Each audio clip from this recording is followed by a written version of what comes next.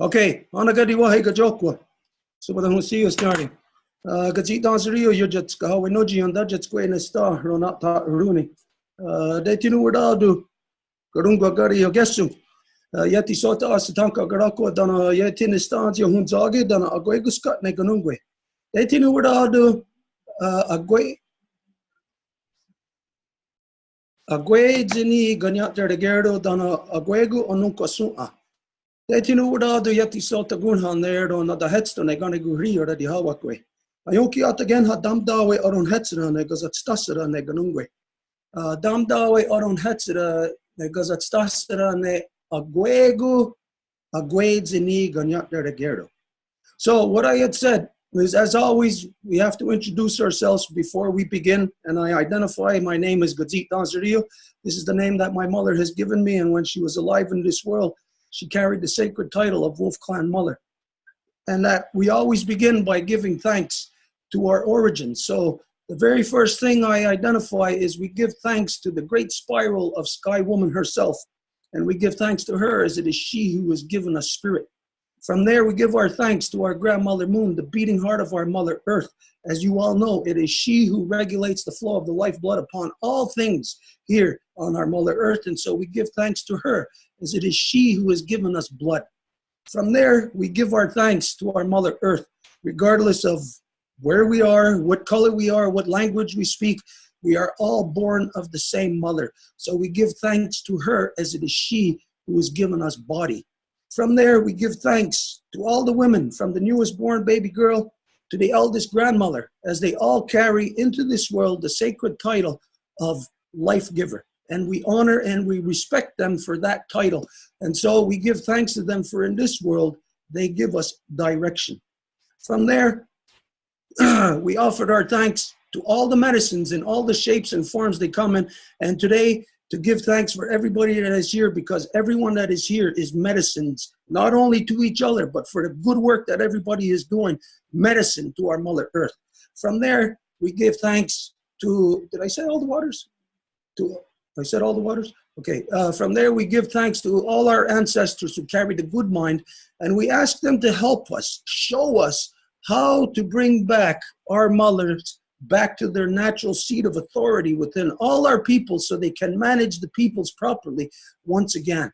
And then we ended off by saying once again, we give our thanks to our ancestors to help us to bring back the life to all the waters in all the shapes and forms they come in.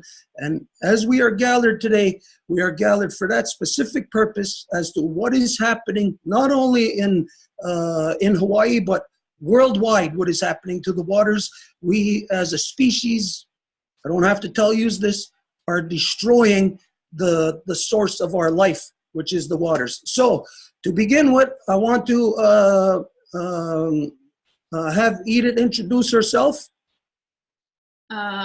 Very happy to see you all. Paul Watson, it's been a while that we are supposed to meet, so I'm really, really happy to see you. I'm very happy to see everybody that is standing for the waters. It's just so great. My name is Edith, and I am Zapotec from the Zapotec Nation. The name of my mother is Socorro Castelan, and the name of my grandmother is Francisca Rueda, and it is through them that I get my identity. And I give thanks for the fact that I'm here in the Longhouse learning the matrilineal ways and the ways to protect all of the female entity that is what gives us life. Okay, so today we have to be thankful to our good friend and our sister Annik. It is her that makes this possible. So we're going to turn it over to Annik, and then you can introduce from there the work that you did to piece this together. So Nyawa go, everybody, we give thanks. Annik. Aloha, mahalo ki kua. I'm so happy to be connected today with you, Terry, and Donovan and Paul.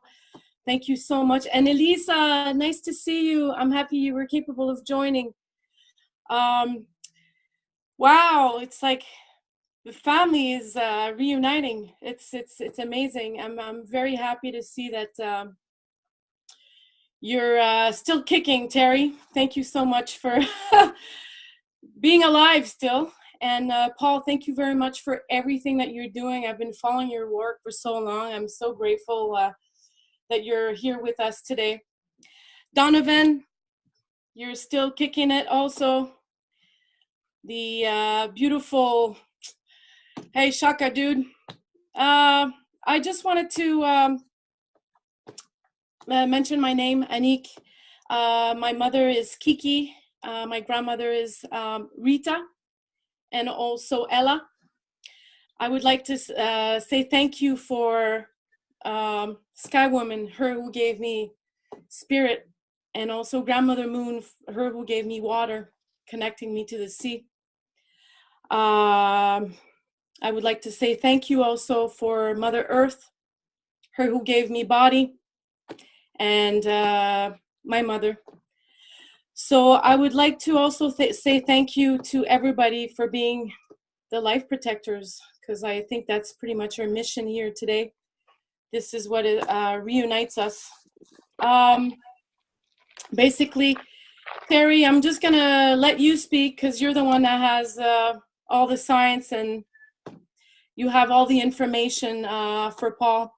I wanted to put you guys together because I promised you 3 years ago that I would send you some backup. So I think these are pretty big ships, and Paul is a very strong spirit.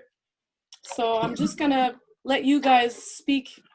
First of all, Donovan, can you mute your mic? Only the person that's speaking should have their microphone unmuted.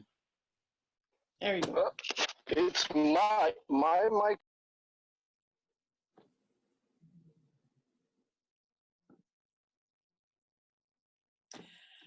Okay. So basically, I'm just gonna let Terry speak right now. So Terry, if you want to mute your microphone, and I'm gonna mute myself. Okay. Can you all hear me okay? Okay. Hey, thanks, Annik. This is really very special, by the way.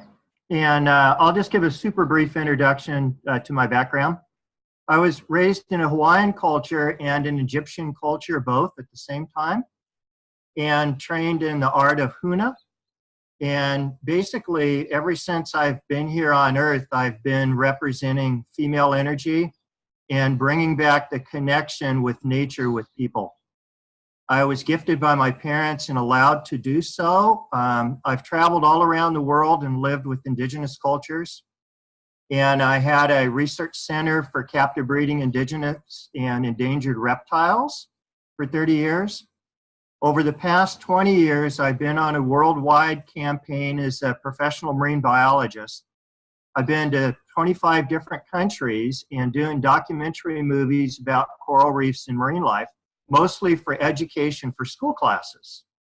In the process, I have discovered, not that I wanted to, but the US Navy and other navies, the Australian Navy, New Zealand, and Japanese, and what they're doing since 2012 with their underwater electromagnetic warfare out of submarines weapon testing programs off the Great Barrier Reef, off Oahu, off Kauai, number of other places in the world. And I've actually documented with video and did a National Geographic special on it, by the way, that was supposed to air 2016.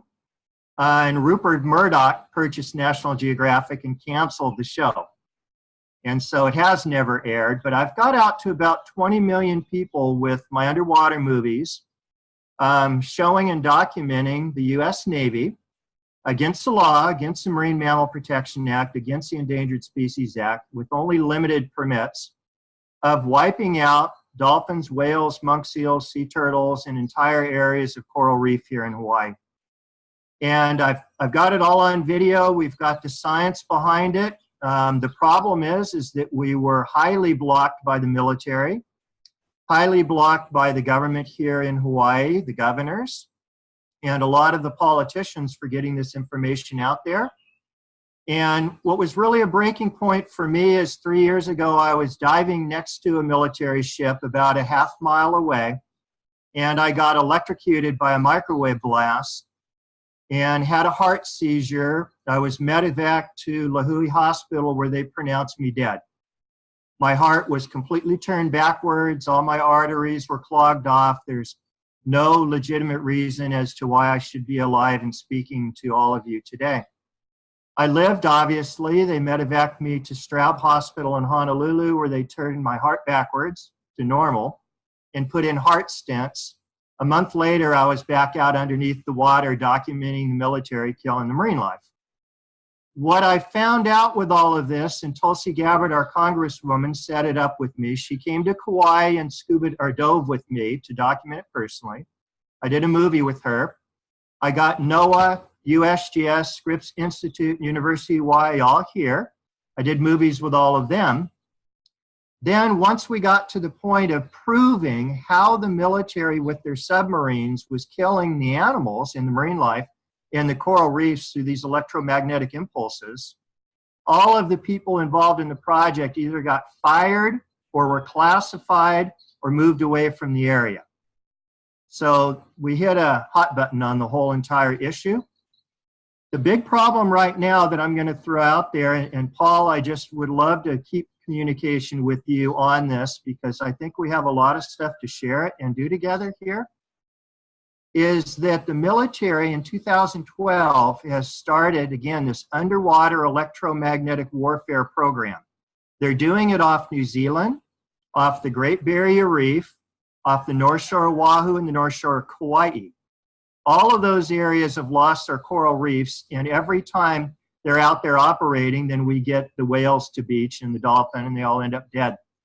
But on top of that, it's destruction and completely wiping out entire coral reef ecosystems.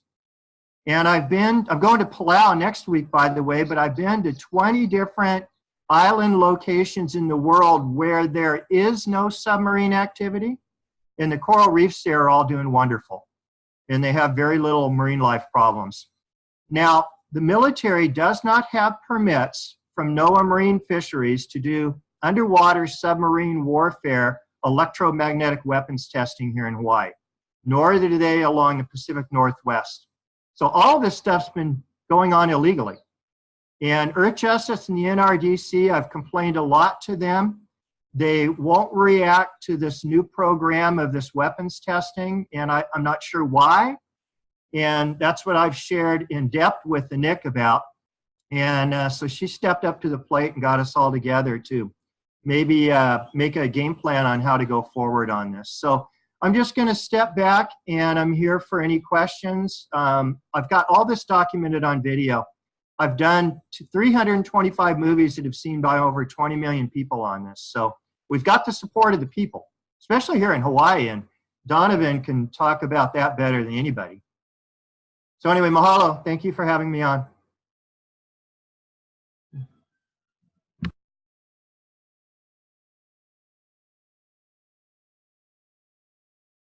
Okay, so Paul, you're pretty much the next expert here. If you could give your 2 cents on this, we all want to hear it. Well, thank you. I consider myself a biocentrist. That is, that somebody who, that we're a part of everything and not dominant over everything. And I think that's one of the real problems that we have in the world today is with this anthropocentric attitude that we're superior and above all other creatures. And so ultimately that has to be changed. This sonar testing and electromagnetic testing by the navies around the world is completely irresponsible and arrogant. And the reason that they get away with it is because it's considered in the interests of national security.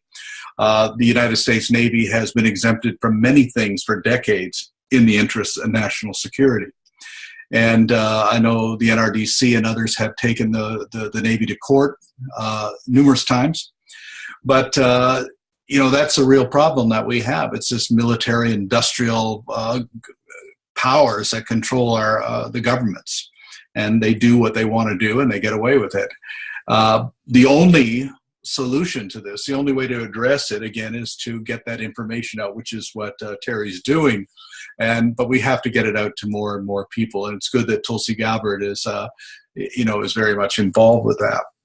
And, National Geographic, well, as you said, Robert Murdoch has pretty much put an end to that. But there are other ways of getting it out, and I think that possibly, I know it's strange, but CNN seems to be more receptive to getting things like this out than most other networks, at least on the things that we've been dealing with. And I think it'd be good to probably approach producers with CNN and explain things with them.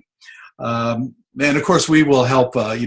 We've got a lot of we got over 1 million people on social networks, and that we can certainly reach out and see about people supporting and distributing this information, especially the video, because as I've always said, in the world that we live in right now, the camera is the most powerful weapon, and if it's not on camera, if it's not on film, well, it's not real in the eyes of everybody. So it's very important that we use the cameras to the most maximum effect, and it's very courageous of you, Terry, to go out there underwater and record these things while it's happening, because the military doesn't really, they don't care about animals. They certainly don't care about people either. They're there to really cater to the people who really control them, and the people who control them are the oil companies and the corporations and and all of that. So ultimately, our only way of addressing that is by getting the right people into position, and that's one of the reasons I'm supporting Tulsi Gabbard for president. We certainly don't want more of the same, but anything that Sea Shepherd can do to help spread the word, we'll certainly be there for you. That is. I just want to respond for a second, just say thank you, Paul, and I agree with you 100% on all that stuff. Having a camera there, getting it out to the public. The only thing that kept me alive, and I'll just one really brief thing, and I won't name names, but people could figure it out. My own family are top military industrial complex leaders. My own half brother worked with the Star Wars policy under Ronald Reagan and does the permittings for most of the weapons production for many of the military industrial complex companies. So I kind of knew all of this stuff was coming down the pike just by being around my family. And the only thing, Paul, that kept me alive, the only thing, was my Sony camera. I'd take a picture, take a movie of a sea turtle getting blown up by a Navy ship, come in on the beach, make a movie, upload it, and have it out to 2 million people before the Navy ship was out of the area. That's the only thing that kept me alive and allowed me to get this out to the public. And, with all of what you do and all the good things and TV shows and nonprofit and all that, we got the technology to blast this stuff out to the public. And I think it would really promote and help Tulsi Gabbard in her campaign, by the way. So anyway, I appreciate it. And we'll stay connected on that. So good deal. I want to address something that the both of you touched on, is that I've been hearing about this for a long time. Annik has been filling us in ever since she's been back here about yourself, Terry. She's been really excited about the information that you bring forward.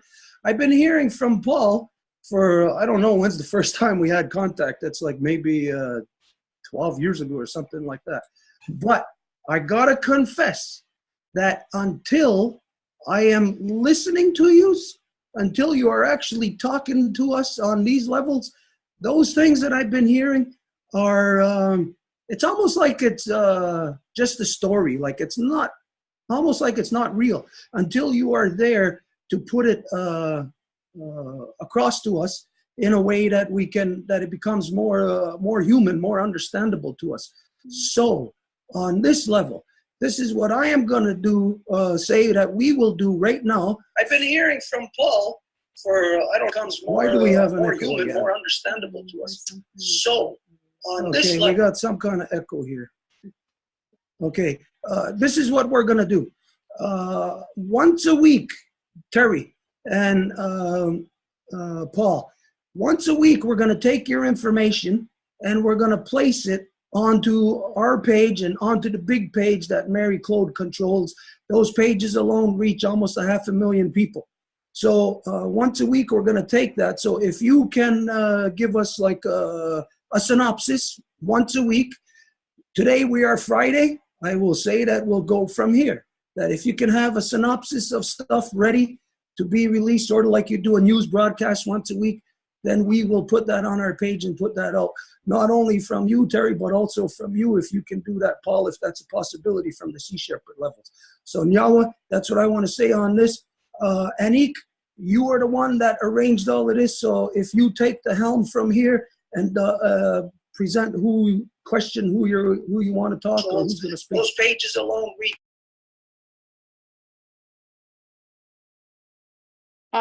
We were supposed to have someone from Sea Shepherd, Hawaii, because I was communicating with the Facebook page. Her name was, oh my goodness. What was her name? Hold on. Okay, so she said she was going to assist so she can maybe put some information, but she needed to ask Paul's permission. Her name is Andrea Capilla. She's the one that's taking care of all the Sea Shepherds Hawaii.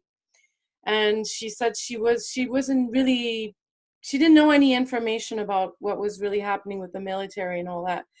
So I just wanted to ask Paul if it's possible that Andrea knows a little bit more about what's really happening in Hawaii, because, you know, there's so many organizations and everybody's doing things individually. And I think if everybody comes together, it'll be a lot easier. Me and Terry, you know, we've been through that. You know, we had, oh, see, she just answered. She said she's going to come on soon. Me and Terry, we went through a lot, you know, trying to start movements. And then, you know, there was like the Reef, what were they called? The Reef Guardians. Yeah. Anyways, we worked, you know, with Elisa, we worked so much, you know. We have Mahana, so she's supposed to come on. We were a bunch of girls, you know, just working right next to Terry. He had his women crew there with him. We were all very passionate about trying to save our Ohana. So basically, yeah. Paul, if we can get in contact with this person that's taking care, Andrea Gonzalez of the Sea Shepherd Hawaii, I think that could be a good thing. And maybe if Terry Lilley can also give them information, and I don't know who's taking care of that page besides Andrea, but maybe that would be a good thing. I've already given her the okay to do that, so you certainly can, you know, communicate with her. Mahalo, Paul. Thank you very much. Annik too. I'm in Oahu about 10 days a month. I'm doing my reef studies over there, and I got a place to stay over there, so I can meet up with anyone in person. And like I said, I have over 3,000 hours of footage and 300 edited short movies. Lots of pictures and documents. So if you want to set that up at any time where I just meet up with someone in person where we can sit down and spend the afternoon, and then I can give them a lot of info. So they have it on hand to post and use whenever they want to. Perfect. Thank you very much, Terry.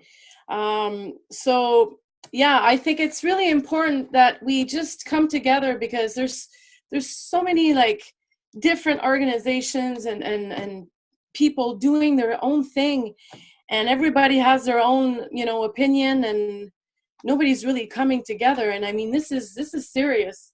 We really have to do something about this.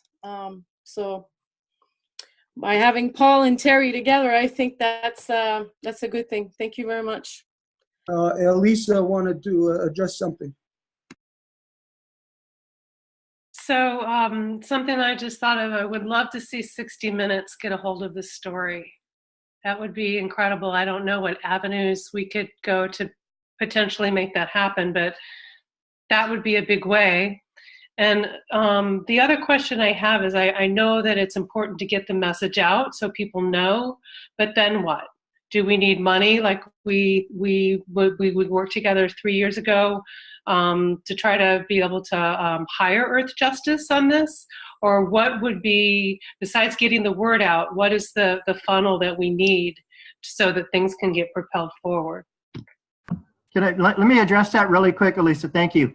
Yeah, we definitely need funds. We had a grant for $450,000 from NOAA that was canceled the second day Donald Trump was in office. Canceled all the scientific grants. And I had a team of 12 different biologists I was teaching, so we could monitor with video cameras the entire island of Kauai 24/7 and document what the military was doing every day. And then we lost our dive boats and our places to live in the April flood here. So we're doing everything for free on next to no budget whatsoever. So we really need some funding. There's no question about that. And we definitely need an editor video person that can take the day-by-day videos and get it out to the right people. I do have videos that are already done, 3-minute videos right now. Tulsi Gabbard's utilized some. They've been shown in Congress. So I already have edited movies showing and asking for donations and scientific funding. And I also have edited movies about the problem that we could send directly to the CNN folks. So I think more than anything, we just need a team of people, like Annik said, all working on the same page. But we do need some good scientific funding coming into Kauai here so we can keep up the monitoring day by day of what's happening out on the reef. That's like super, super important because we're not getting it now through any of the government agencies, that's for sure. So,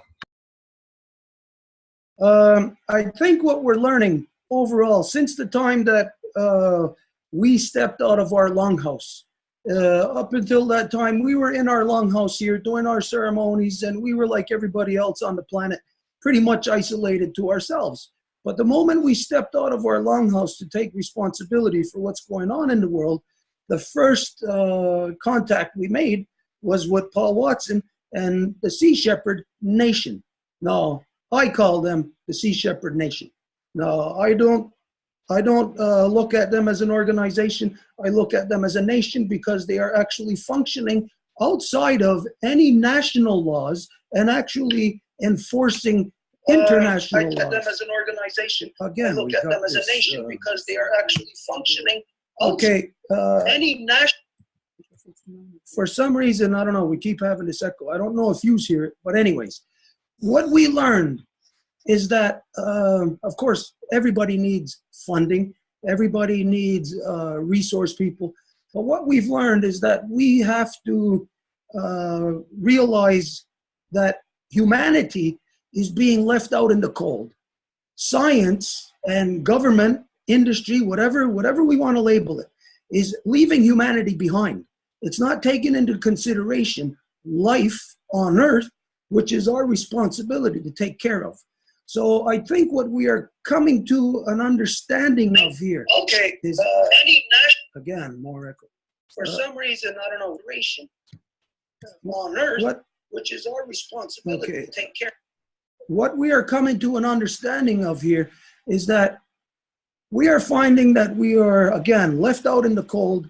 We have to take responsibility for our own humanity. We have to take responsibility in the different territories we live in to protect not just waters, not just land. We cannot isolate ourselves to a particular specialty. We have to become what our ancestors, all of our ancestors used to be, people of our Mother Earth. And as people of our Mother Earth, of course, we got to make ourselves fully knowledgeable of everything what is going on, sky, land, water, beneath the ground. And this will make us, again, complete whole beings. And when we are there at that place, then we will, each of us, be able to take the full responsibility in our territories. We won't be lacking in different places until we get there. I think the number one thing we have to solicit from people, particular special lacking. Jeez whiz. Why does this echo keep coming? Until we get. Okay, for some reason we keep getting the Stuart, second. Anyways, it's because you have 1, 2, 3 pages Longhouse open, so it's normal. It's going to do echo. So maybe you no, should. but There's like 1, 2, 3. no, open. there's only 2, and Edith has hers on mute, so there's no reason. But anyways, you see, this is one of the things we have problems with technology, and when we do this, it happens quite often that we need a resource person to stand to the call immediately, as you do, Terry, and as you know, Paul, you need that immediately. We can't afford to wait in the circumstances that we are in. So until we get there, again, the number one thing we need to solicit from people is people themselves, people with skills, people who care, people who are sincere about these things, so that we have each other to depend upon, not where we're going to have to be depending on somebody who's raising funds for us on the other side of the world or whatever. But anyways, on that level, I think that the more that we do this type of sharing, the more people see that there is an urgency. Because as soon as I heard you, Terry, speaking with Paul, it brought things to a higher level of urgency for me. In my own mind, it made me understand things a little bit better. And this is, again, ultimately what we need. We need people to understand. So we call right now, I'll call to all the people that we reach, wherever you are. This is where the people are on the front lines. Not only is Paul Watson and the Sea Shepherd Nation on the front lines protecting and defending the world's oceans. So no matter where you are, the Sea Shepherd Nation is working on behalf of you, protecting your interests, which is actually your faces that are yet beneath the earth. So Terry Lilley is doing the same thing also.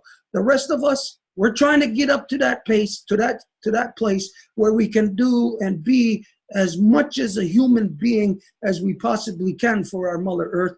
And so wherever you are, if you can rise, if you are working 40 hours a week, if you can take 1 hour out of that work week of yours to assist, if it's Terry Lilley, if it's the Sea Shepherd Nation, if it's us, if you can rise 1 hour a week to assist the people that you see that are gathered, then this will bring the burden, it will lower the burden on each of our shoulders. So I'll leave it there. Like to hear, I don't know, maybe from Donovan, if we could hear from what's happening on the ground there with the people as to the relationship with the waters and what Terry is relating.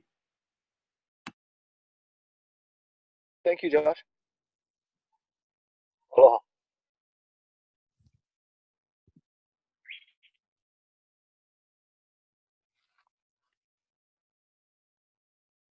Donovan, are you there? Sorry, I had a phone call interrupted me. Can you hear me? Okay, can you hear me? Yes, we can hear you. Hello?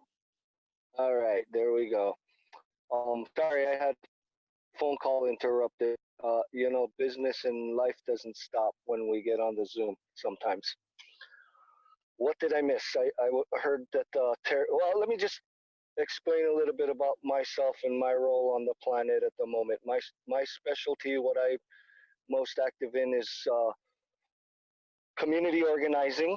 As a native person to Hawaii, Kanaka Maole, my concerns are everything that has to do with our land, water, resources, all the resources, our native rights here in Hawaii. And as you folks are learning now, the island that I live on in all of Hawaii has basically been turned into a giant military base. Kauai is the #1 largest military experimental facility. We also house the Pacific Missile Range facility, and they control all of the weaponry that's pointed outwards towards America's perceived enemies.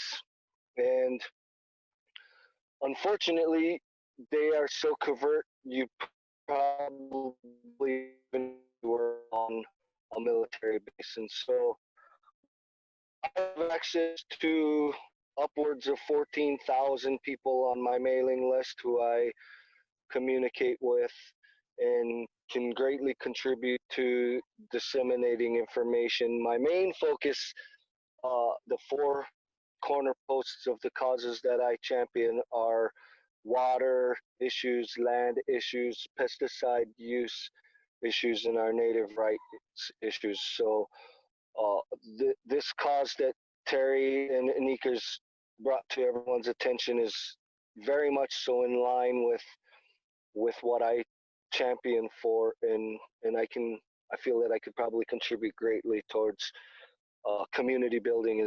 That is one of, now I'm working with Pesticide Action Network as in heading their Save Our KK campaign here in Hawaii. So a lot dedicated to tracking legislation and the bills that people are introducing to our state government, and making sure, or lobbying for the ones that we want, and being sure to be a voice of opposition for those bills that hinder our native rights and abuse our resources here in Hawaii. So I'm happy to take on more responsibility and make room for aiding in this cause however I can.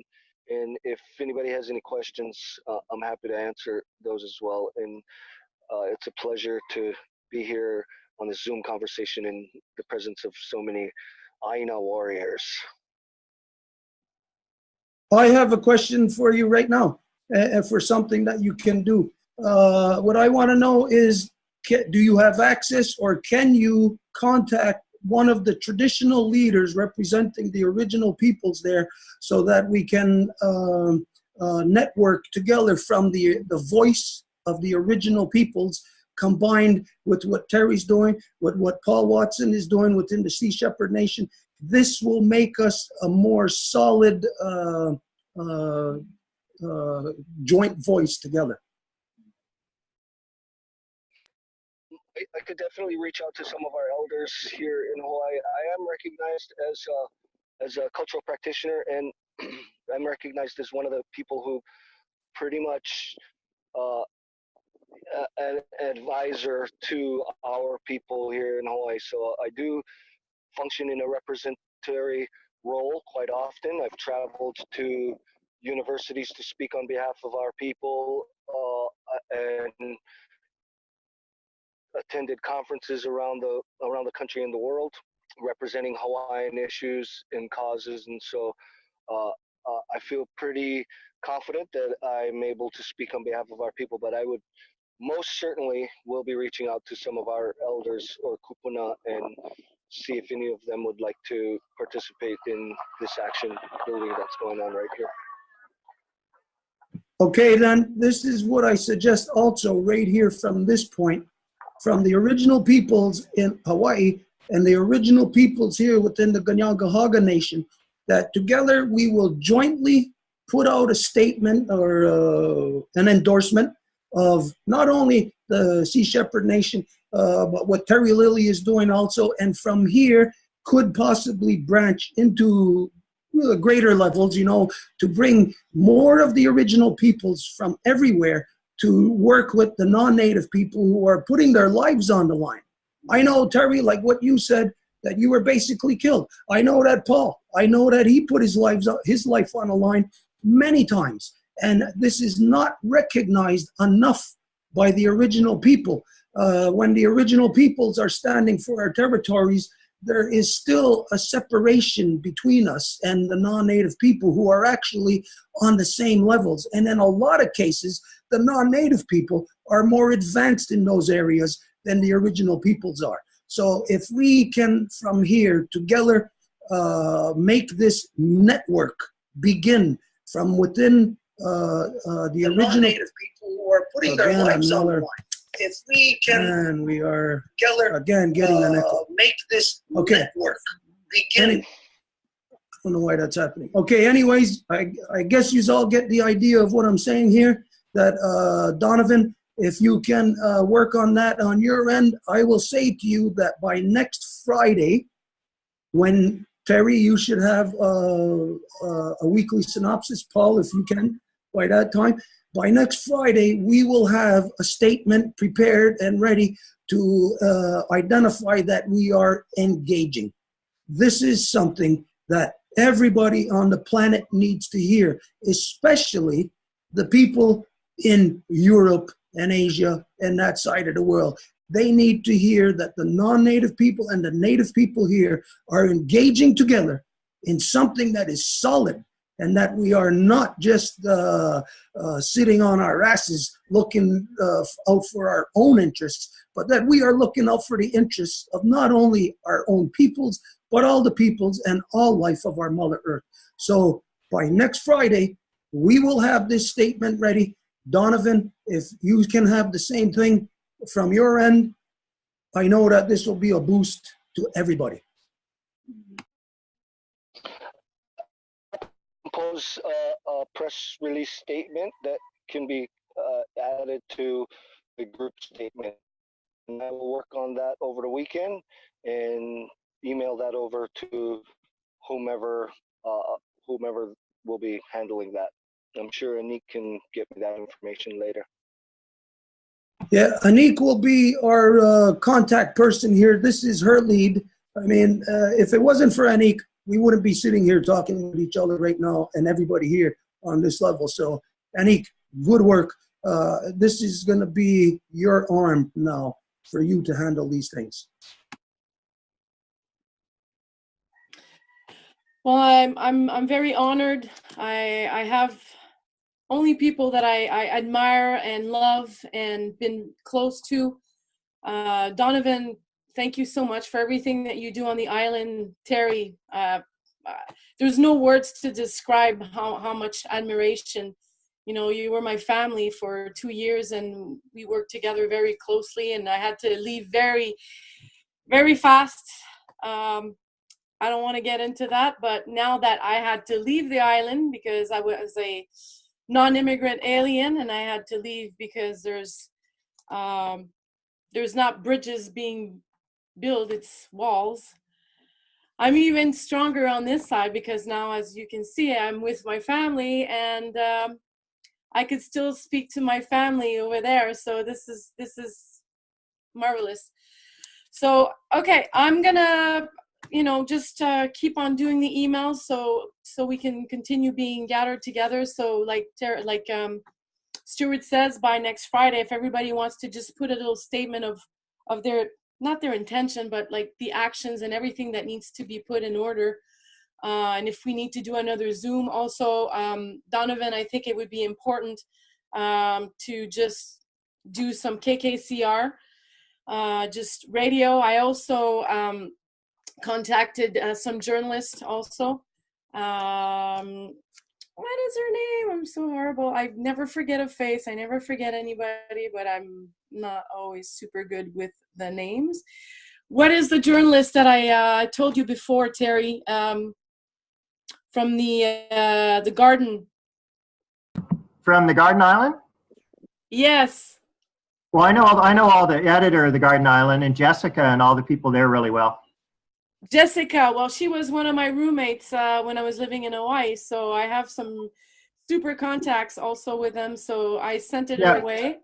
And, well, we've got lots of support when we want to utilize the media here in Hawaii. I mean, I've done, I think, 120 news stories about the ocean here in Hawaii from, the main TV station in the Garden Island, and they all, by the way, the Garden Island folks, they all support KKCR and all the incredible things that Donovan and the people do at KKCR. It's an amazing radio station.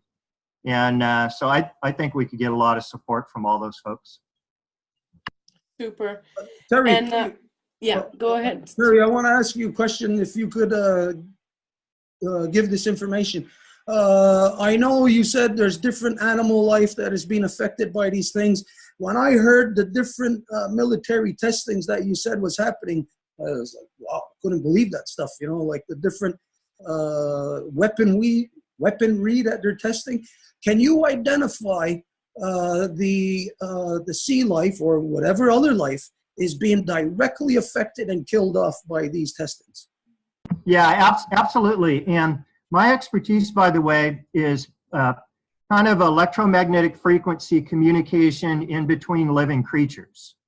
So bioelectrical patterns, how do you intercommunicate with a dolphin or a whale? And I know this sounds kind of funny, but Elisa and Annik could tell you that I grew up with animals all my entire lifetime, and no one even knew I could speak human until I was about 12 years old. And so I've learned to speak and intercommunicate with the sea creatures, and I actually even teach a class on it, and I'm very good at it. So we use a certain pattern of wavelengths. I just call it a telephone call. If you want to talk to the local whale or sea turtle or tiger shark, you need to get its phone number. And you can intercommunicate with each other. And I go out and do this even at nighttime with the lights off in the water all by myself and deal with the sharks and the whales and the turtles and all that. So that's my forte in life, is teaching people these interspecies communications. Now, that's all done through certain wavelengths, okay? Wavelengths of energy. It's also done through the space in between vibrational matter and what Einstein and Tesla would call the void. This is where dolphins communicate with each other and communicate with people. They don't have to store knowledge in that fourth level of their brain because they're always interconnected through the void. And it does not have any distance, any barriers of time and distance whatsoever. All indigenous peoples knew this. Native Americans knew it. I've lived in these cultures around the world. They all knew how to communicate with all ever living beings, and even non-living, creatures, non-living systems. So the bottom line is the Navy and the military are putting out electronic surveillance here in Kauai. This surveillance is an underwater and above water electronic net utilizing microwave frequencies, other electromagnetic frequencies. Now they do this as a jamming device. Therefore, other militaries, Chinese, North Koreans, Iranians, Russians, cannot spy on their missile base here. So they call it hardening of the grid, and they're laying an underwater electronic net all throughout the Hawaiian Islands, especially in Kauai and in Oahu. What this does is this severs that interspecies communication.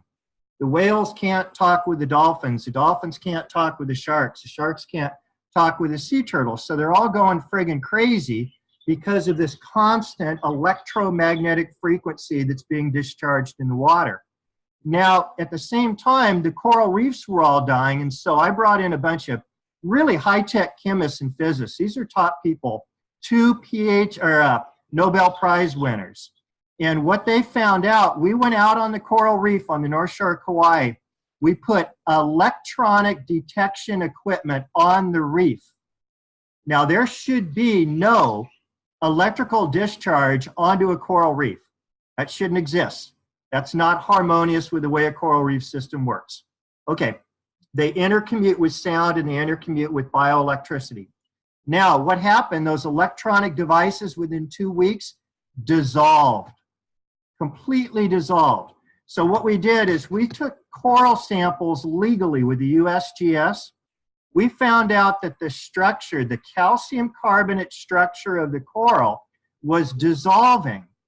And electricity added into salt water grounds out on the reef, and it creates what's called marine corrosion. So the electrical discharge from this military surveillance systems is grounding out on the reef, dissolving the calcium carbonate structure of the coral itself. And that's what causes coral disease to spread all throughout Kauai that I've discovered and labeled called, it's a black band coral disease. It's a cyanobacteria. And it went ballistic. It was on the front cover of the LA Times. It was on CNN News of all these dead corals in Kauai, and no one could figure out why they died. So you take this electromagnetic net and these electromagnetic weapons, interrupts the fabric of all life, of all living creatures. Donovan knows this probably better than anyone in the Hawaiian Islands, the culture of the Hawaiians in the Kumulipo, and all of the interrelationship between the haulau, the butterfly fish that looks like the flower of the haubush.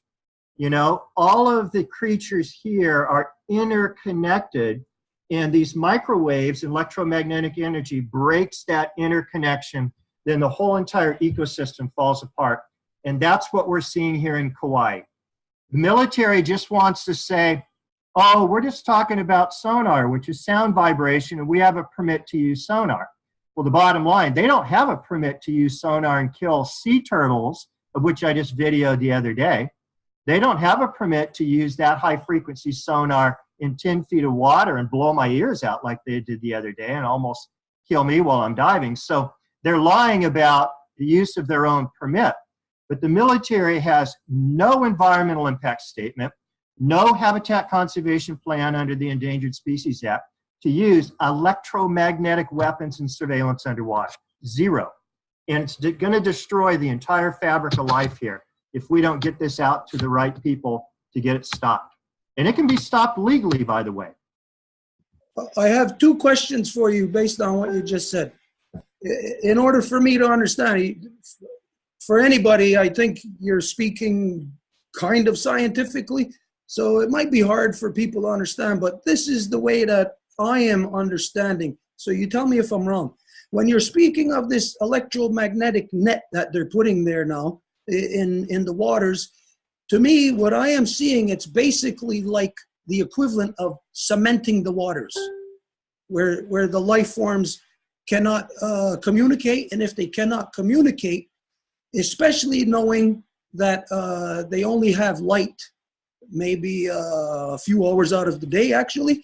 Now, if they cannot communicate through their regular sonar, regular processes, then what could that actually mean at some point? Maybe a whale and a shark or a dolphin could actually just bang into each other? Yeah, I've got video of it. I have video right in the middle of the electronics of 10 different sharks running directly right into the coral reef. I've got actual video of all this stuff. And it's one of the greatest studies that I did, and I'll send a copy to all of you folks. I did it with Scripps Institute. It's called The Acoustical Footprint of a Coral Reef. We laid very high-tech equipment on islands in the Northwest Hawaiian Islands, on Kauai, on Oahu. We laid this equipment down. I did a movie on it with Scripps. And the equipment stayed on the seafloor for 2 weeks, and it picked up every acoustical sound on the coral reef. There was something like 13 trillion bits of data that they picked up on each coral reef. So the lobsters talk to the corals talk to the crabs. Every one of them, and this is just through acoustics only, sound. This is just sound. And so the coral polyp goes by, the baby coral, it puts out a song to the reef. It sings to the reef. And the reef sings back in the right way. The baby coral knows to attach to the reef there and grow on the reef. So trillions of bits of acoustical data is going back and forth. In this study, it's amazing. We could tell if the lobsters were talking to the whales, if the dolphins were talking to the fish. So they all utilize this. Now, in this report, when the military went through and started using their sonar, every system stopped. And they could actually tell how a reef became sick by its sound because of the military activity. We did this at Tunnels Reef, Makua Reef on the north shore of Kauai, where I did my movies of the military killing the turtles and the whales and the sharks and the coral reefs. So that's how detailed the science is here now on showing how this interrupts all of the activity. No different than you and I talking right now through a frequency. I've got a transmitter, you've got a receiver, you got a transmitter, I got a receiver. We're talking through a time barrier, you're in a different time zone, okay? And we're talking over a frequency that's going through the atmosphere. Now, if someone comes in here and blasts the whole area with microwaves, you and I stop talking. It's going to ruin that frequency, so you and I can't connect. So that's the way I kind of teach it to the kids, is how they would use a cell phone and call their buddies in a different time zone, in a different part of the world, and be able to talk. But then once again, you come in and blast all that with microwaves and other electromagnetic frequencies, that breaks those frequencies, those bonds between us living creatures. And then all of a sudden, we don't know what the hell we're doing. And yeah, you and I could run into each other because we don't know each other's even there. So it's really important. This is going to affect the oceans all around the world. It doesn't get a handle on it. The way that I understand this is that for you and I, like the example you gave, well, if somebody hit us with microwaves, well, our communication would be disrupted. For you and I, our lives are not dependent on our communication, but I know that in the areas that you were talking about, every single living thing there, their lives are dependent on their intercommunication. So yeah. Go ahead.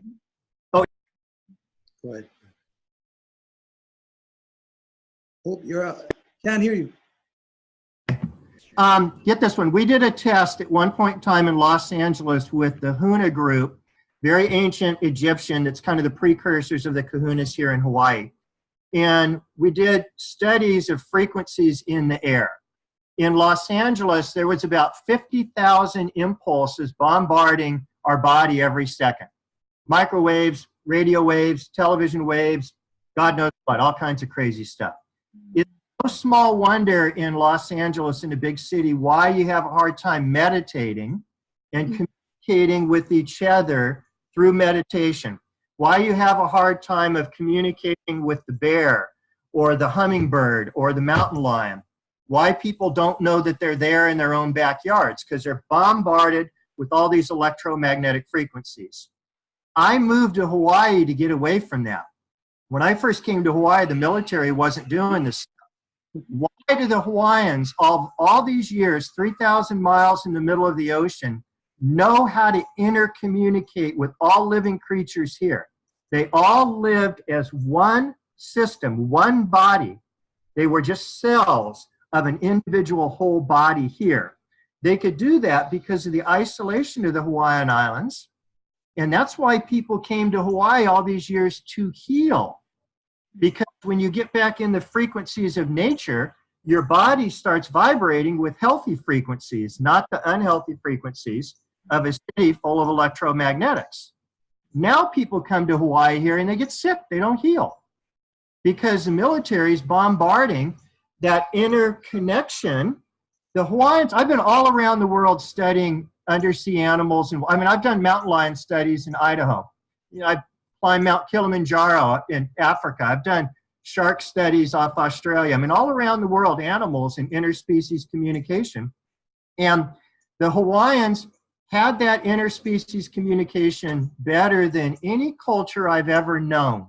It was more in depth and more in detail. That's why you could never, you know, alter a waterway in Hawaii, because they knew how that affected the coral reef. They knew how that affected all the different plants. They knew all those detailed interconnections because they lived in such a pure environment that was far away from everywhere, so they could really develop those interconnections.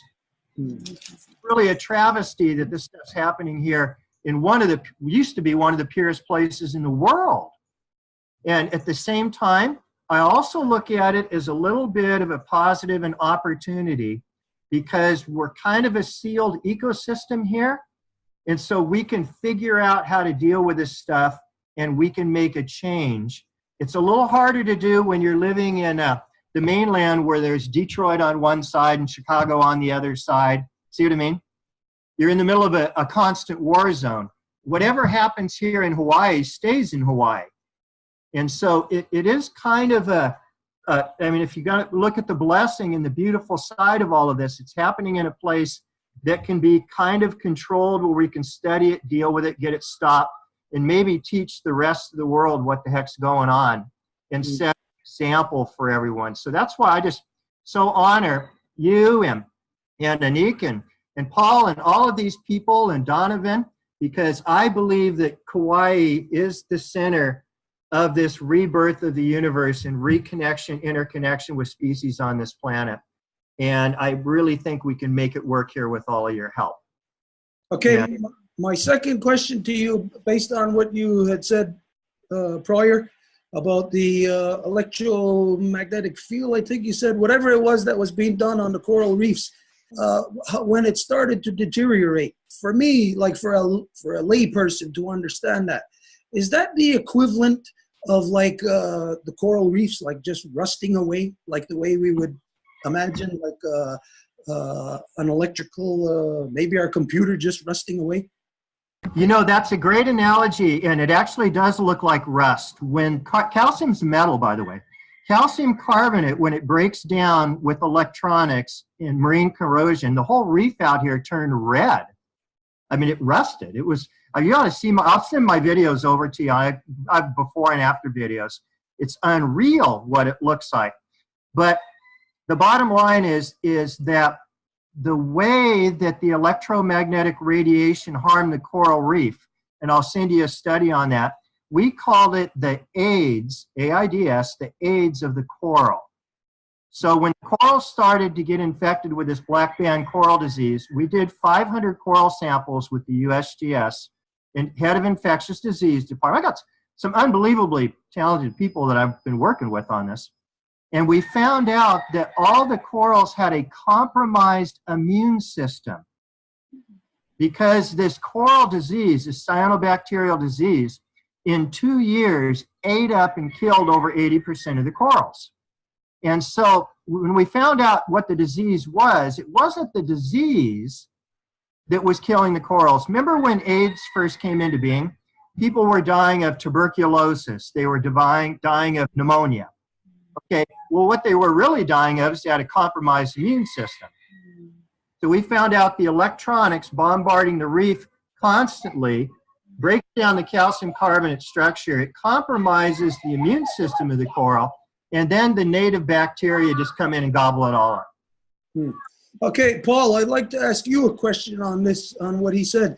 I know that all the years that you've been on the ocean, I know that being in adjacent to whaling fleets, whaling ships, that I know they must emit sonar. Have you any experience with that, like directly having effect to like isolated areas and isolated species of marine biology? Well, what I've seen is that anywhere that the military has done testing, and specifically in areas that I've seen off Cape Verde, off New Zealand, and in different areas, that after every like major test, there is mass strandings. And for a long time, if it was on U.S. shores, the U.S. government would not even allow autopsies of the whales or the dolphins. In fact, it was Ken Belcom who was able to first examine one of the whales because it was in the Canary Islands. And he found that the cause of death is that the eardrums had been burst on this. So anytime we've been able to examine whales or dolphins outside of the U.S., that's what we found. But the United States will not allow autopsies on these animals. So, you know, I mean, the U.S. is not a democracy. I mean, Princeton University 4 years ago said that we're an oligarchy, and it's run by, as Bernie Sanders would say, the 1%. They get what they want. What I can offer with Sea Shepherd is, you know, Sea Shepherd is not an organization. It's actually a movement. We're about 42 different entities in 42 different countries. And but we have this thing called Sea Shepherd Global, which is our communications between all of those entities. So getting the information, getting the video, I can get them to all those different countries and see what they can do as far as getting it to their local medias and that. But yeah, it's important. I mean, the ocean's affected by, I mean, we've got acidification, we got climate change, we got plastic pollution, we got radiation coming in from Fukushima. You know, we got sonar, we got electromagnetic pollution, chemicals, oil spills. I mean, we're really destroying the ocean. And what I say all the time is that if the ocean dies, we all die. We don't live on this planet with a dead ocean. And it has to be addressed. It was very frustrating at the COP21 conference in Paris when I tried to bring this to people's attention. I said, look, you know, we need a 50-year moratorium at least on all this industrial activity, industrial fishing and everything like this. And that's not what they want to hear. They don't want to hear that at all. They don't want to hear solutions. All these government entities, they get together, they have wonderful photo ops, and they all pat each other on the back about all the wonderful things they're going to do. Like, for instance, Justin Trudeau was going to save the planet until he got back home. But so what we have to understand is that these people don't care. They simply don't care. And that's a reflection of this anthropocentric mindset that has polluted our species for thousands of years. And, we just simply don't care. And that's why I've always said that we have to develop a biocentric perspective on life and ourselves and our place in all of this. Because we are interdependent. The three laws of ecology are the law of diversity, the law of interdependence, the law of finite resources. And we forget that a lot of these species, if they disappear, we disappear too. A couple of years ago, I had Fox News take me to task because I said worms and bees and trees were more important than people. And they said, well, how can you say something so outrageous as to say they're more important than people? I said, well, I can say it because it's a fact. They can live here without us. We can't live here without them. We need them. They don't need us. And that's the understanding I think that we have to instill amongst people if we're going to survive.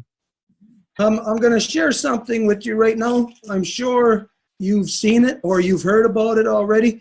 It's something that Iceland is doing. Is it shared? Can you see it? No, you have to click here and share. Uh-oh, what did I do? Go to the Zoom. Okay. Go to all the screen. We see it. I'm trying to share it. Do you? They see it. What is We happening? see it. Okay, something's happened here. What did that mean? Is everybody seeing the whale? How do I fix I can see it, yes. Okay, there's How do I fix the screen? Um, Okay, but anyways, something that you brought, what you're making me learn is that all the estuaries, all the rivers that flow into the great rivers that flow into the oceans, Terry, you just made me see something as to how, like 2 years ago, there was an issue here in Montreal, where Montreal was releasing billions of liters of raw sewage into the so-called St. Lawrence River. And now it's happening in Quebec City. And of course, all of that, as we know, is going right into the ocean through the so-called Gulf of St. Lawrence. But when you were explaining this to me of how they don't allow even rivers to be diverted or streams even in Hawaii, you're giving me a greater understanding here of these things, able to put it more into, I guess, a localized perspective for me to understand greater. And if you're making me understand greater here today, then I'll guarantee you that whoever is watching, maybe there's at least one person who's getting a greater understanding. And so therefore, whoever is gonna watch this or learn from this, it's great work. Then otherwise, we wouldn't have been able to gotten that understanding to people. But it made me also think about, we're hearing more and more about animal attacks upon humans. So I never really equated the things that you're saying on these levels of like microwaves and all of that stuff. I've never equated that into the picture. But now it's understandable. How come more and more mountain lions are attacking people, bears are attacking people, more and more, anyways, animals like this. Humans are creating such circumstances that absolutely the whole ecosystem is going to turn against us. Whether or not they want to, it's like as if we are making them, causing them to turn against us. This is, I think back to something that I heard the first time that I heard you speak, Paul, when we were at that, what the heck was that, Sierra Club of Canada thing, when you were telling me your story about when you see the sea turtles come up. I know that creation has communicated with us since day one. And the more that we separate ourselves from that communication, it's like a mother trying to communicate with their children. And the mother may be on the line wanting to communicate, but if the children are not there to communicate, the mother's heart is going to be broken.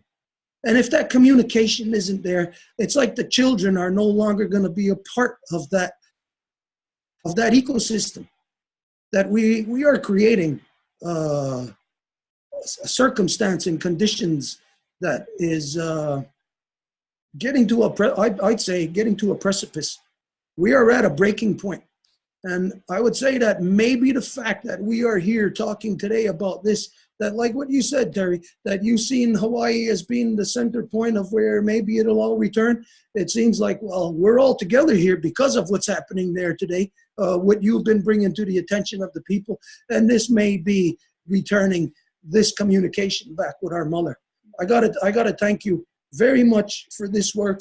But Terry, I will say I've heard Annik identify to us that you go out there and sometimes you are scuba diving by yourself. I got to say to you, you cannot do that anymore. You have to have somebody with you. We can't afford to lose somebody like you. We can't afford to lose somebody like Paul. You know, I know, Paul, if it wasn't for a bulletproof vest, you might not be here today. So we can't afford to lose people such as you.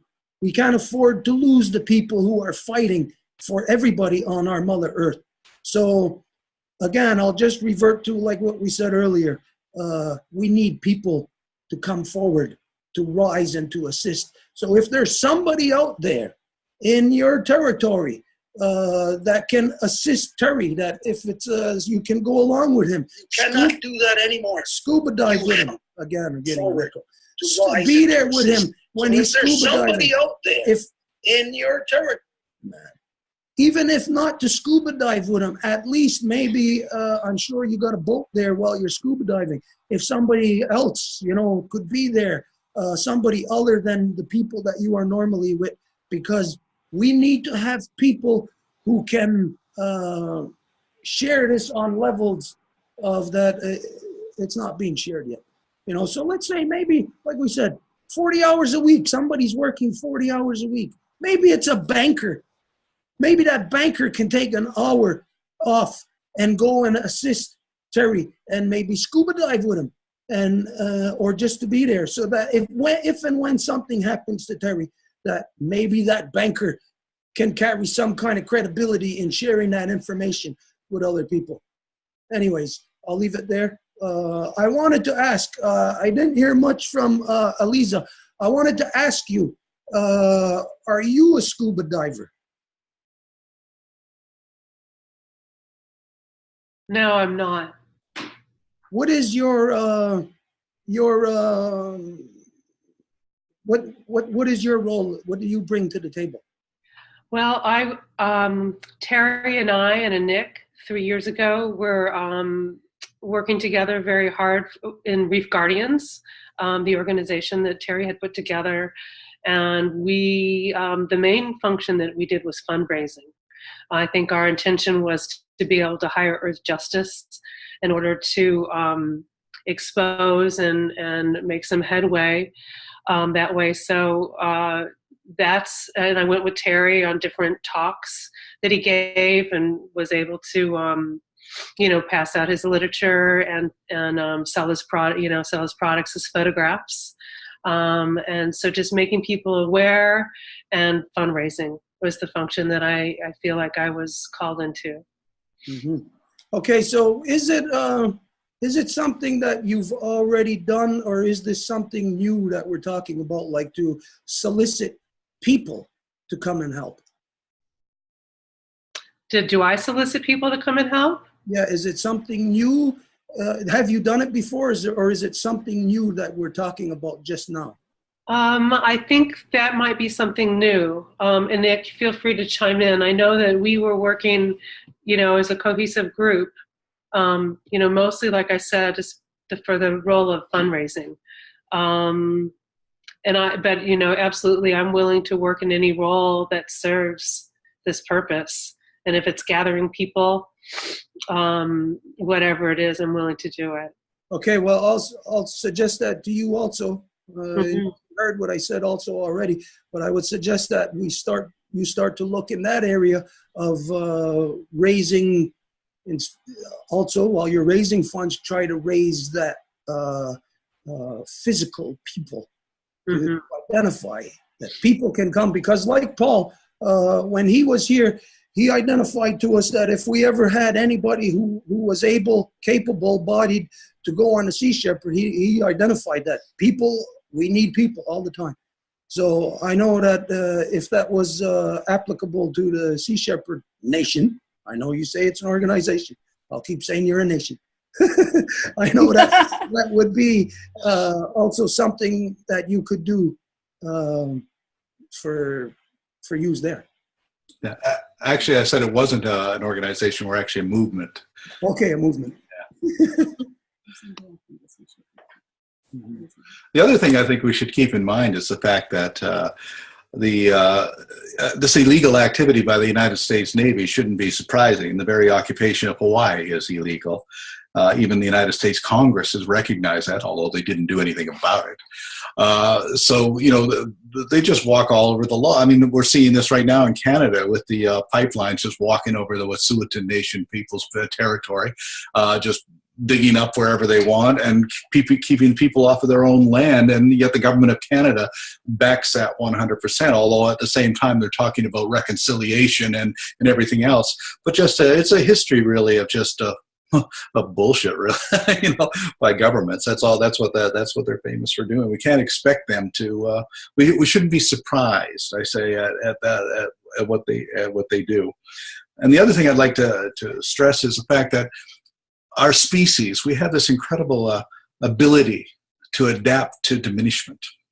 As things become more diminished, we simply just accept it, and we forget what happens. I mean, there used to be belugas in Long Island Sound. There used to be walrus on Sable Island. There used to be sea minks and Newfoundland wolves and so many eastern pumas, eastern bisons. They're all gone. And the real tragedy is that most people don't even recognize that they were ever here.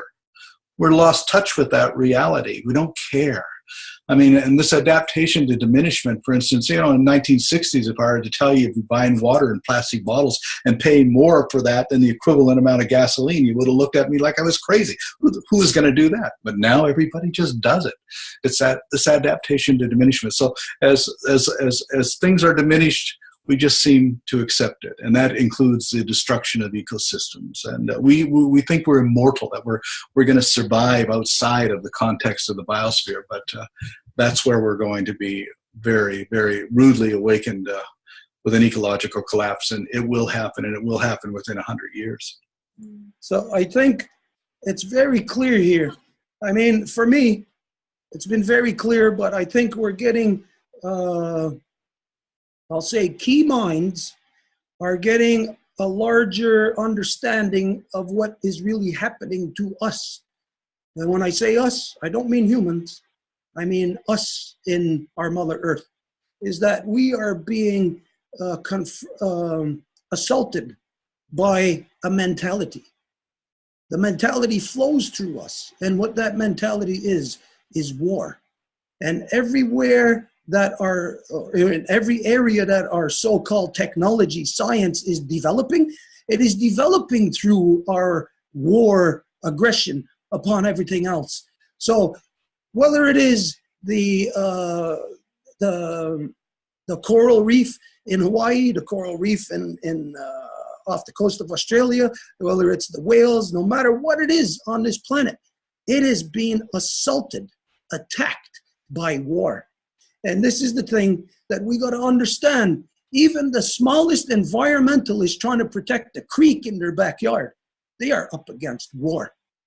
We got to understand this, because so often we are, I'll say, like our sisters and brothers in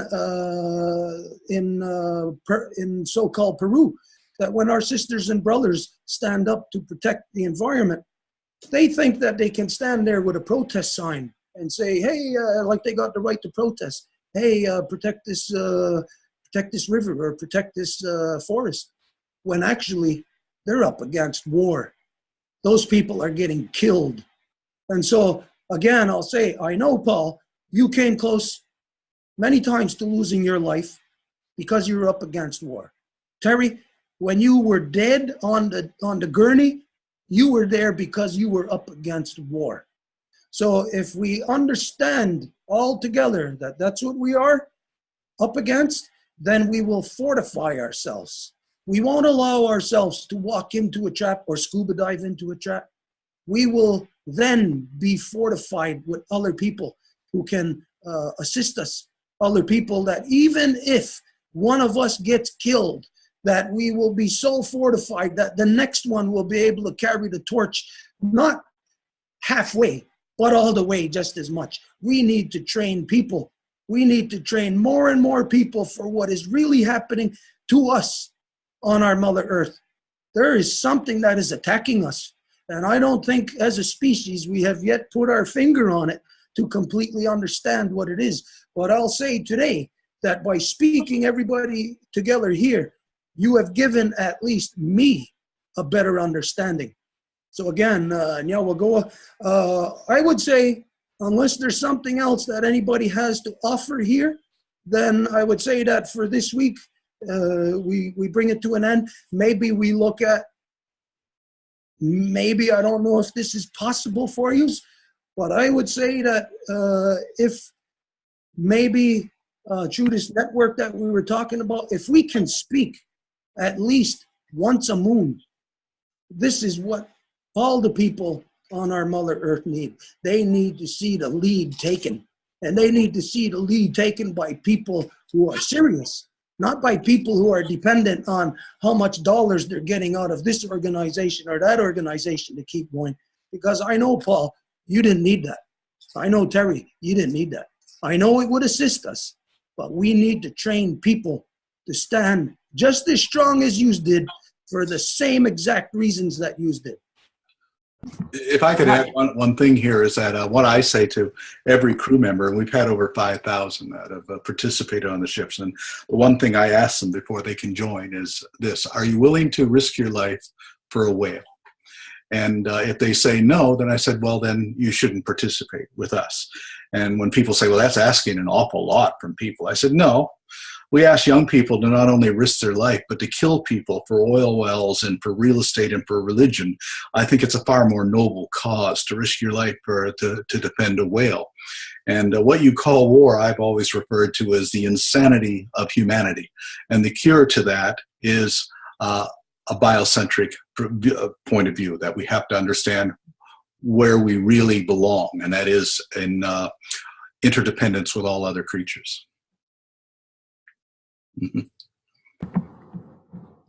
I have a question right now for actually for Paul and for Terry, and maybe you can both give me an answer one after the other. There was this article, it's Jenny Lyons from the Public Affairs Officer. She quoted, there is no special mitigation area in Kauai. What does that mean exactly? No special mitigation area?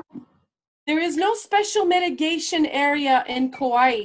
That's Jenny Lyons from the Public Affairs Office at the NOAA. She said that, you remember a couple of years ago, they brought in the boats of NOAA, and they were taken over to see what was happening, and they were kind of like studying what you were saying, and then they just left. And then there was this article in the papers, and it was on Facebook. I actually posted it on my page today. Actually, I found it again. Let me see. Kauai waters aren't on the list of biologically important areas, according to Jenny Lyons' Public Affairs Office for NOAA, who confirmed Thursday there is no special mitigation area of Kauai. It's the new rules for the Navy. Federal Ocean Management Official that was in the Garden Island, remember? And I can explain that to you if you'd like. And this is really important, I think, for anyone that's dealing with the United States. And like Paul said, the United States is not a legitimate entity anymore, in my opinion, at all. And they're violating their own laws in every single direction possible. But the bottom line is that Kauai was excluded from critical habitat of the beaked whale, of the monk seal, of all of the endangered species, Kauai was left out of the critical habitat area for the purpose of PMRF missile base military operations.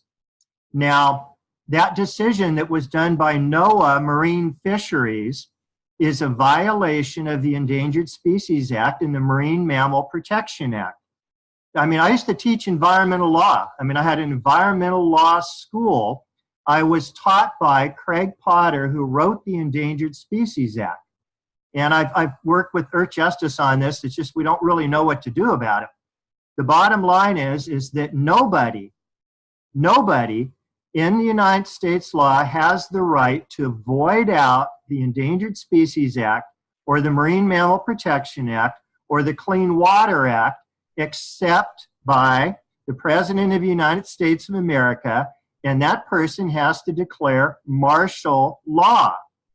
And that hasn't happened here. So what Trump did is Trump declared PMRF and Kauai operations now classified. So even under Freedom of Information Act, we can't get any information of what's going on here with the military in Kauai anymore. I only just shoot video of all the dead animals, so I can figure it out. But the bottom line is it's not legal to exclude Kauai, because if you consider Hawaii part of the United States of America, it still falls underneath those two very powerful laws. So the bottom line is occupation by the Navy here in Kauai is illegal even by their own laws, completely, 100%. But there is nobody here in Kauai from the federal government to enforce the federal laws. So they just get away with it. Terry, can you explain the radio? When we had someone from one of the missile councils. So he was like a missile. Remember the radio that we did, and then we brought in the Endangered Species Act in court after and all. Can you explain that?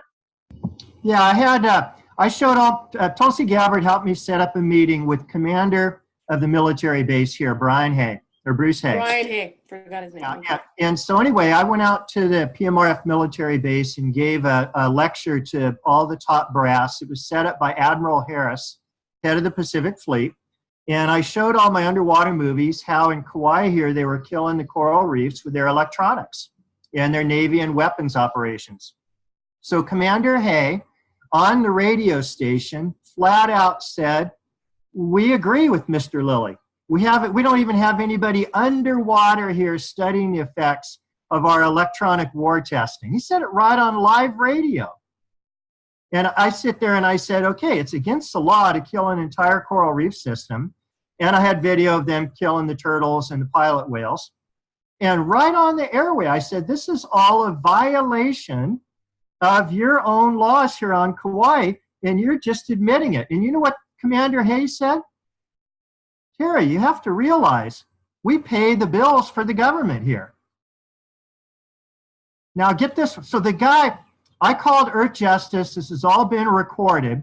The guy should have been arrested and gone off and that's like saying, okay, I just robbed a bank and killed 20 people, but I pay the sheriff's income, so screw you guys. Well, anyway, they dumped Commander Hay. He disappeared completely after that, and now they have a new commander at the base. And now the entire operation's classified by Trump, and they won't talk to anybody about anything. So that's what happened after that meeting. He disappeared. For me, what that shows is that we've been saying this forever. The reality of the so-called United States and Canada is that have always been under martial law. It's never been, you have never not been under martial law. But if you still have access to that particular audio, then we can use that. But also what we need to look at here is how then can we exploit that special exclusion that Kauai has from the Endangered Species Act. How is it that martial law can be applied there without it actually being declared, where the public is not aware of it? The public really needs to be aware of this, because the bottom line is, and it's really in politics right now with the Trump administration, because there's a rogue president for the United States that's going beyond the bounds of their own Constitution. Okay, that's just bottom line. Everyone's seeing this stuff every single day. And people are really, really worried about what martial law would be like if it was legally declared. Well, it is declared in Kauai right now. They voided out all federal law here in Kauai. We are under martial law. If you or I was to go out and, you know, and Donovan representing the Hawaiian people, he's got his hands full more than anyone I know of on this planet, to be honest with you. Because there's a lot of Hawaiian people here that used to eat the sea turtles. And they're sitting there and saying, well, we got a lot of sea turtles around. We'd like to eat some of them. That's part of our culture. But if they did that, they'd be arrested by U.S. Fish and Wildlife Service and thrown in prison. And then they're sitting here and watching the U.S. military go by with their submarines and killing sea turtles right and left with no response. We filed 100. I was a part of half of this. I've got all these letters. Every one of these I can send you. I filed over 125 Endangered Species Violation Act violations with the head of U.S. Fish and Wildlife Service, the head of Kauai, or State of Hawaii DLNR, and the head of NOAA and the head of EPA. I have every one of them showing exactly in the law where they were violating the military here in Kauai. Not one of those agencies even answered their responses.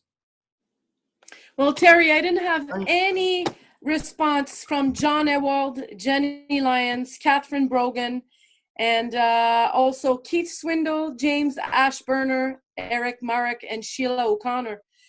I've been sending emails to every single one of them, and I did not get any response whatsoever.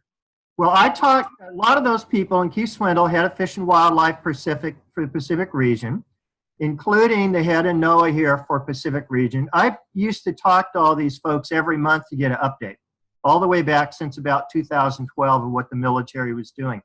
Now, I had an official meeting with the heads of NOAA here in Lihue about 6 months ago, and they said, and I quote, I got this on video, by the way, they said, Mr. Lilley, all of the activities in Kauai and PMF are now classified, so we cannot talk about them. So all of the federal officials now are out of the game here in Kauai. It's just the people here in Kauai, the military, and our elected officials that under the Endangered Species Act are supposed to see that the laws are enforced, and they're not doing it. So no one's going to respond at this point in time. They've all got a gag order. Okay. So Paul, what is your input on this with all this information we're gathering? What do you think the action should be from now on? Now, we all know that, you know, they're not respecting the Endangered Species Act. They do laws, but then they go against their own laws. We understand what's going on. What's the next step, Paul? Well, as far as I can see, all we can really do is disseminate as much information on this, as much film as possible globally. You know, I mean, we can't do anything about it because it's the United States Navy. I take on whaling fleets, but I won't get very far taking on the U.S. Navy. You know, we have to fight them with the cameras, and we have to fight them with a pen, and that's the way it has to be. And I'll certainly do everything I can to get that information out to as many people globally as I can.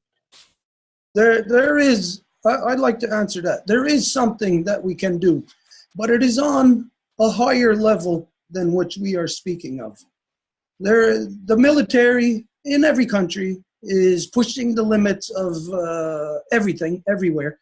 The human experience as we know it, like you said, Paul, has been diminishing because less and less life forms are alive every generation. And as you said, we're used to it. You know, it's like if we had 100 friends last week and this week we only got 10 friends, it's like we're not paying attention. What happened to the other 90? What happened to all of our friends? Where have they gone? We're just too accustomed to accepting everything that's shoved down our throats. And how it's being shoved down our throats, I'll say that this is a result of a male-dominant mentality that has crept into absolutely every aspect of our human experience. So I'll tell you what we have started. Last week, we began through, Paul, you know what the two-row wampum is. Through the two-row wampum, we began with the non-native people, the rise of the woman's nation, where the women all around the world will rise through their one singular voice. Now, of course, we're not looking at something that's going to happen next week, but the reality of all these militaries, these are men. These are mad dogs of war that are in those militaries. If we get to half the population, which is women, then women can assert their power and their authority over the men. Because this is the reality of creation, that we are born of mother. We are born of our Mother Earth. We are born of the great spiral of Sky Woman herself. We are within our mother's body. And the authority within our mother is our mother, not male, not the corruption and imbalance of male dominance. So through the rise of a woman's nation, the woman's nation can push the men in absolutely every aspect of where that corruption is. This is, of course, on a larger level, but this is not something that's going to happen overnight. So, of course, like what Paul said, this is the best that we can do right now, things like what we are doing here right now. Again, I'll go back and say that, yes, we can go on, but we just go on and on. If there's anything, Paul, I know that Andrea is with us. If there's anything that you want to say directly to her as a result of this conversation, maybe now would be the time, and if not, we'll come to an end. Well, I think that we're certainly are going to get involved, especially with our people in Hawaii. And so everybody that we do have in Hawaii, if they can, work to get this information out to all of the other people in the Sea Shepherd movement, and that would be very important. Okay, so Andrea, are you there?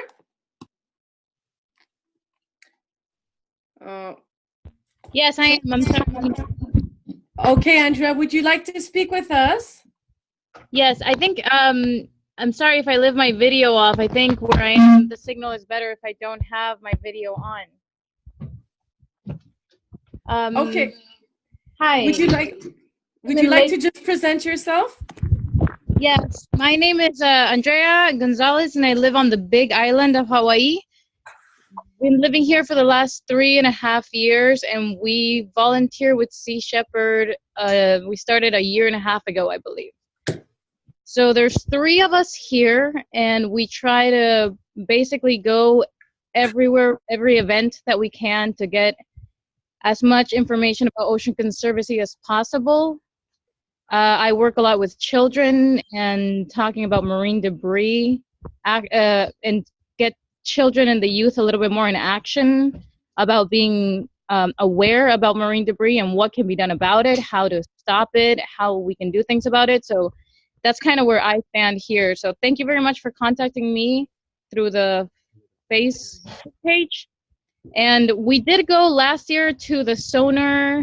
There was a Navy public hearing here on the Big Island about sonar testing, and we attended it last year, and we sat there and heard what they had to say and asked some questions and spoke against it. And but this was 1 year ago, and that's when we first were informed about what was going on. And then we got more involved in trying to get people more aware. Honestly, I was impressed about how many people were not aware, given the fact that we live here.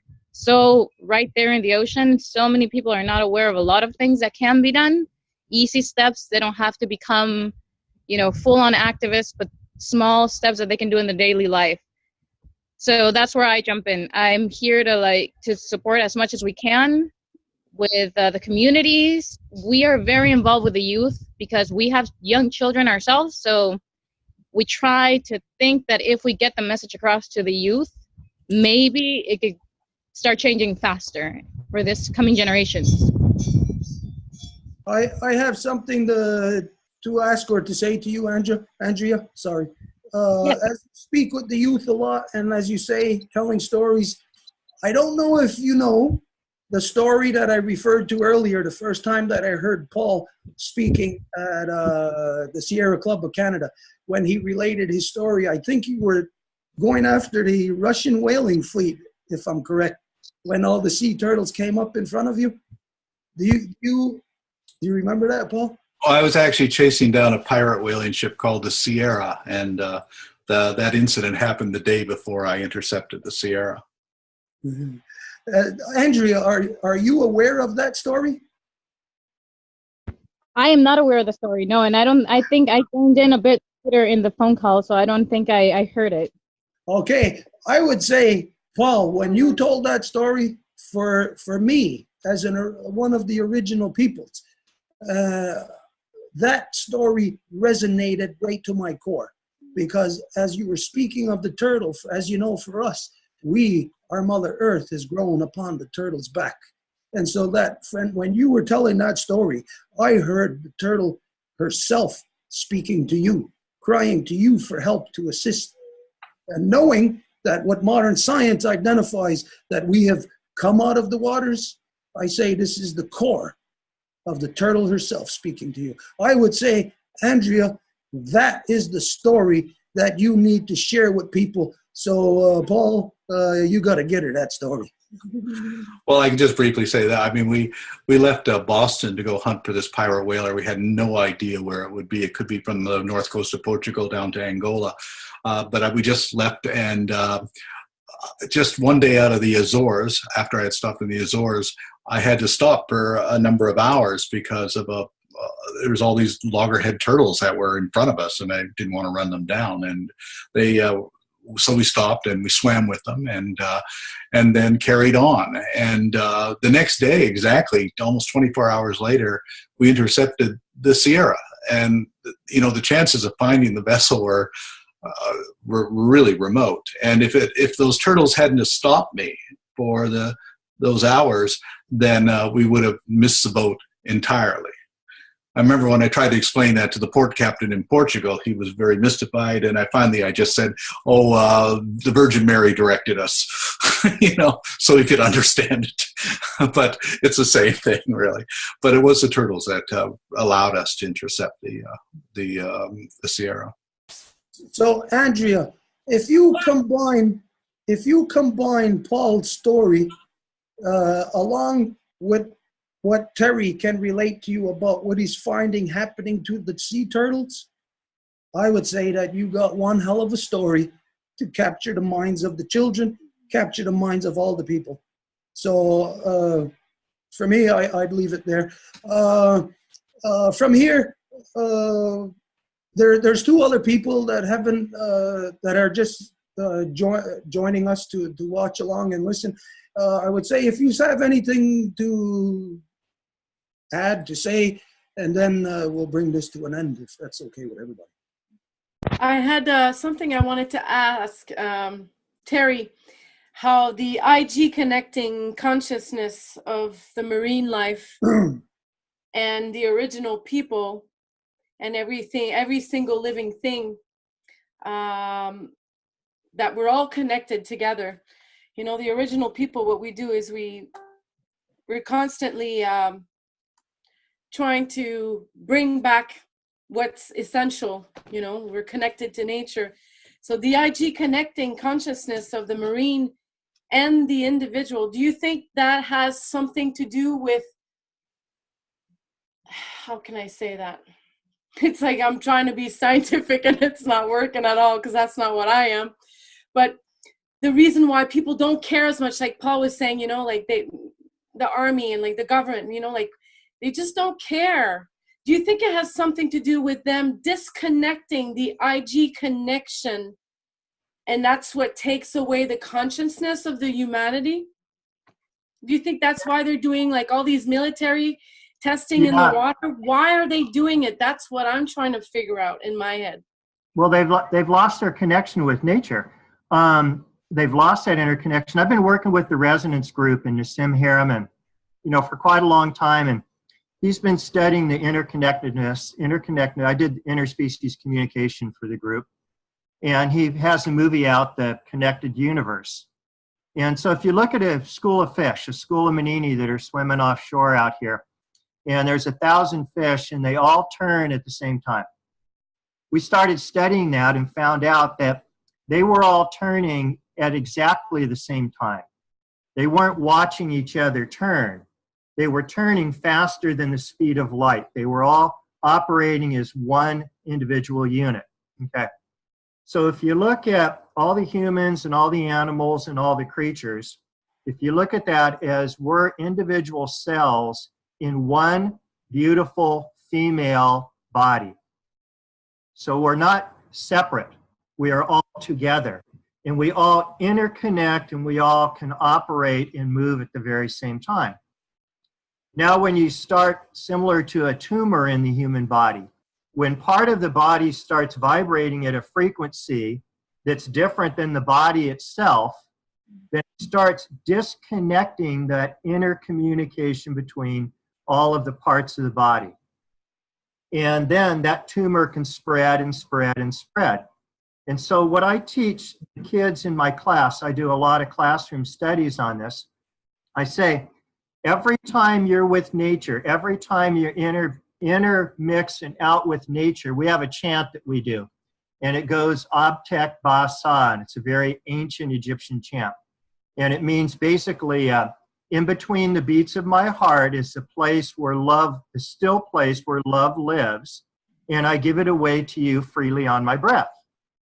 That's an interconnection, a reconnection of all living creatures. It's a connection of love, harmony, connection, sustainability. Well, what men have done is they've become a tumor inside this female body of connection, and vibrating with the energies of hate, anger, greed, ownership. And so it's kind of up to us as this individual human body to keep our vibrations pure and connected with each other, keep them connected with harmony and love, and sooner or later we will cause that tumor to get back in line with the female body and vibrate on the same frequency. And it's a way you heal a society, an earth, a human, or even a school of fish that's running into each other because they've lost their connection. So yeah, military operations, all of these things produce energies that disconnect life and disconnect this beautiful female body. And it's up to us to harmonize and bring that back. Wow, man, you said that perfect. You said it perfect. When you were talking about all the fishes moving like that, everybody knows it's not because they're looking at each other. If that was the case, they would be moving one after another. They would not be moving together. But that made me think of that how here within the original peoples Vibrate on the same frequency. Again, and that's the way you heal like society, a earth, moving one after another. That with the original peoples here, especially within the Five Nations Confederacy, that we all move together at the same time, like from the time of the midwinter, what we just had, that the midwinter, that's our New Year's. At the midwinter, we all do the exact same thing, the exact same ceremony. When we're walking in the forest, like right now, and we look up and we see that there's a branch broken and there's water coming out of that branch, we know that it is time to give thanks to the maples, the maple water that begins to flow. We all do this together at the same time. And that, as you said, that is being within the female body. When the female body's heart beats, boom, every particle in the body feels that heartbeat. So everybody paying attention to the heartbeat and the cycles of our Mother Earth, following the cycles of our Grandmother Moon, everybody will work back together in harmony with that balance when we are supposed to. So the number one thing that we identify to everybody, especially women, is to get back to the thing that women got killed for in the first place by men. Get back to your moon ceremonies. Get back to honoring your own moon.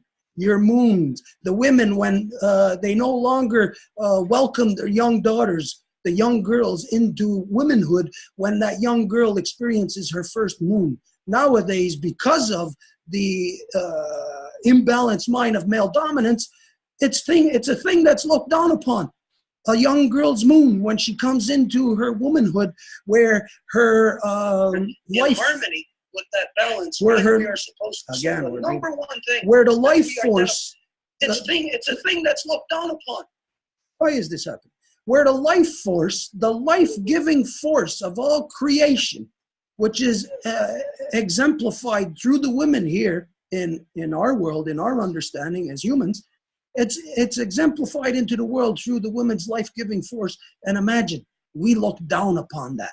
We shun it. We turn our head to it instead of celebrating it.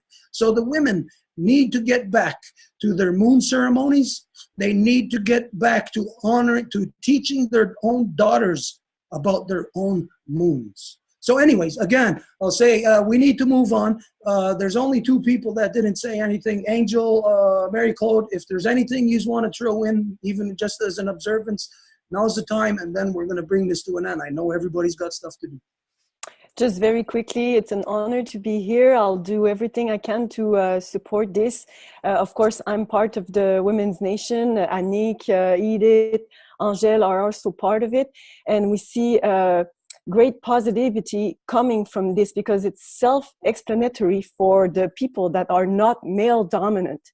So just to name Women's Nation, people just jump on board. And we just, as Stuart said, we just started this process last week and we already have lots of buzzing. So of course, we'll be happy to update you on this. Thank you. Hi, everybody. I'm just happy to be here, and I'm not a big speaker, so I just say thank you, and it's empowering that's what's happening here. And I already contact a few people that work in marine biology, so let's see what it gets us. Thank you. Okay, so if it's all right with everybody, we're going to bring this to an end, which means we have to, as we've done an opening, we also have to do a closing. So, you do the closing?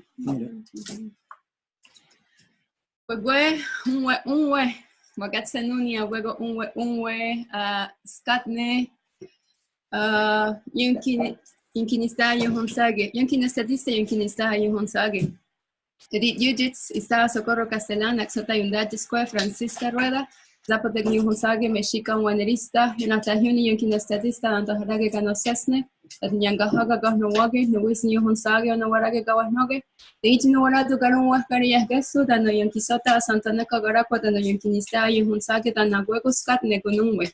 The Itinowarato Tarunawago, the no Sawiskara, Sini, Doña Taragiru, the no Abue Aquatside.